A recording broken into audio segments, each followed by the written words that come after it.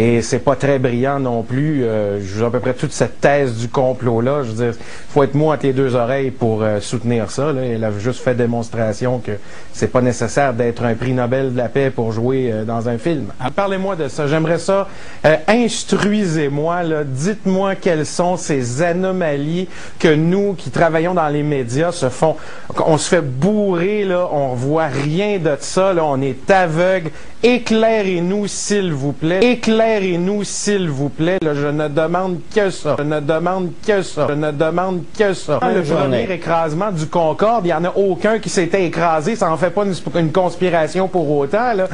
Je veux dire, avant que la première navette spatiale explose, il n'y en avait pas qui avait explosé. Ça fait pas une conspiration pour autant. C'est ça le problème. Le problème, c'est que la théorie de la conspiration que vous soutenez, elle soutient ceci. Dans tout ce qui est normal et tout ce qui aurait dû arriver n'est pas arrivé. Oui, mais c'est un événement hors du commun. Il n'y a personne qui pouvait prévoir ça. C'est pas possible. Là. Je veux dire, vous avez beau planifier. Il n'y a aucun scénario planifié qui fonctionne lorsque tu as quelqu'un qui décidément et résolument et avec des moyens décide, qui déjoue les structures en place. C'est le principe malheureux du texte. C'est simplement que, évidemment, on fait toujours abstraction de ce qu'on voit pas. On fait abstraction de ce qui est pas couru, connu. Il existe ces photos-là, là.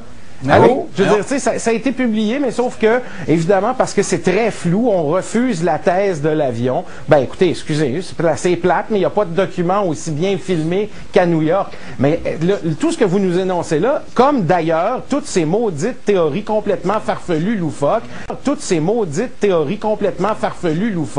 c'est toutes des théories basées sur les croyances. Vous croyez pas que c'est possible. C'est pas possible. Il y a des gens qui pensent que ça ne l'est pas. Ben oui, il y a des gens aussi qui pensent que ça aurait été une bonne chose que ce soit Stéphane Dion au pouvoir. Tu sais, je veux dire, on peut trouver toutes les théories qu'on veut. C'est complètement ridicule. Je ridiculise votre thèse. C'est pas eux que je ridiculise. Écoutez donc, c'est complètement ridicule. Ça, vous êtes encore un autre. On répète un mensonge et plus c'est facile de le faire. On répète un mensonge et plus c'est facile de le faire. On répète un mensonge et plus c'est facile de le faire. On répète un mensonge et plus c'est facile de le faire.